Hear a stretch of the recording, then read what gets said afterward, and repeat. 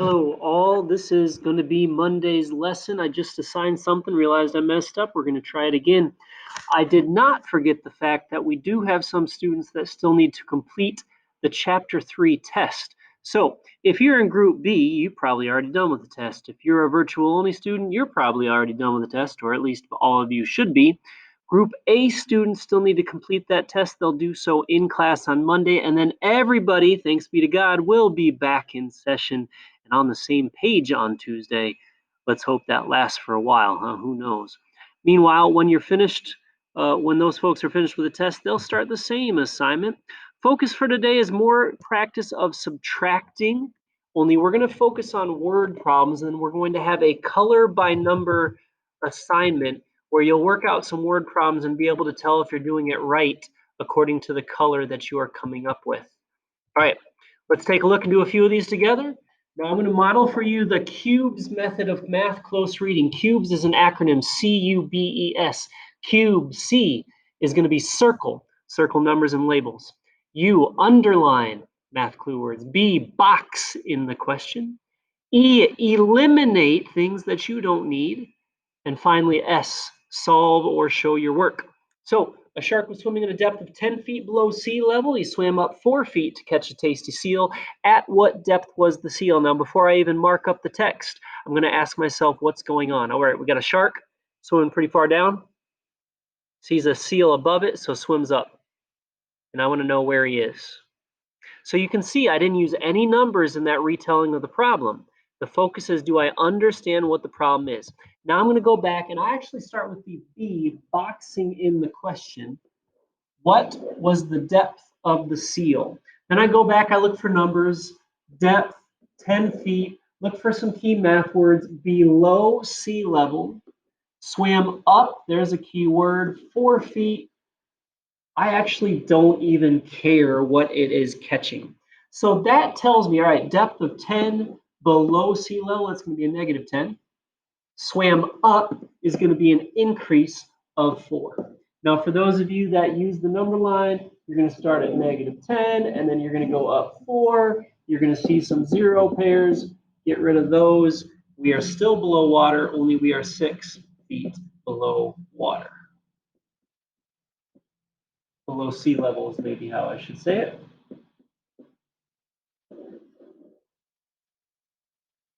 And let's go on. I'm going to ask you, if you want to, you can pause, read it on your own. Meanwhile, I'm going to go ahead and read it on my own. All right, and now I'm going to retell it without using any numbers. So Julia had some money. She made a debit, which means she spent some money. Then depositing, she put some money back in. Now, if you go below 0, you get charged some extra. Ultimately, we want to know, where does her bank account end up?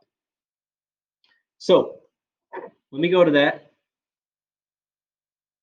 What is balance now? First things first, had 37. Next up, debit, $52.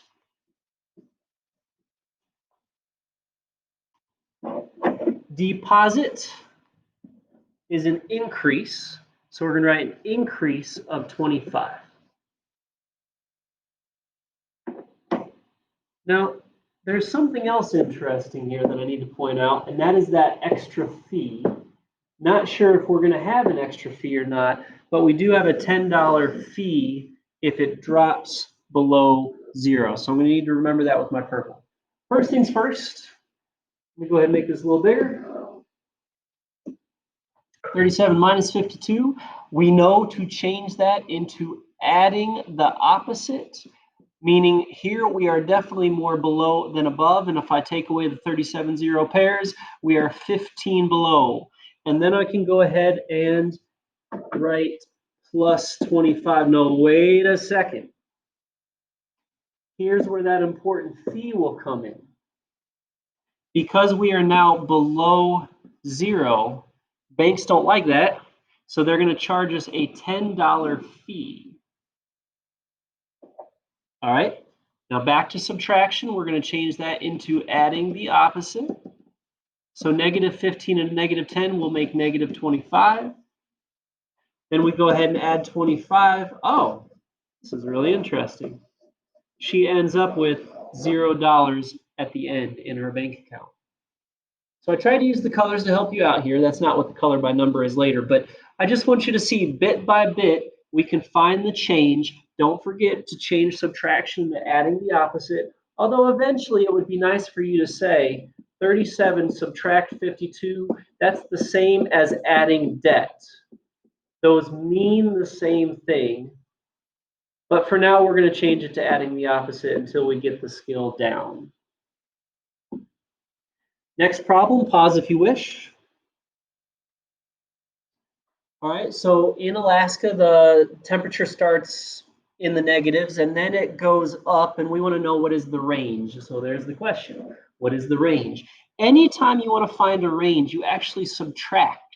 You subtract the maximum or highest temperature from the minimum or lowest temperature. Or I said that backwards. You subtract the minimum from the maximum. Now I notice here, highest temperature was 49 degrees. Don't really care what time of the day it was. Started at -2 degrees. Again, that was morning, but the time is irrelevant. For the max and the minimum temperature, we now know the maximum is 49 and the minimum is, oh, be careful here. The minimum is a -2. And as we always do, we're going to change that into adding the opposite. And quickly we see that there is a range of 51 degrees Fahrenheit during that day, which is quite a lot. But Alaska is known for huge temperature swings every now and then. One last example, ladies and gents. Pause if you wish and come on back when you're ready.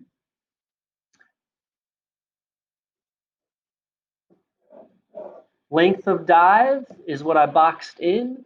Dives 3-meter board, depth 2 meters below the surface.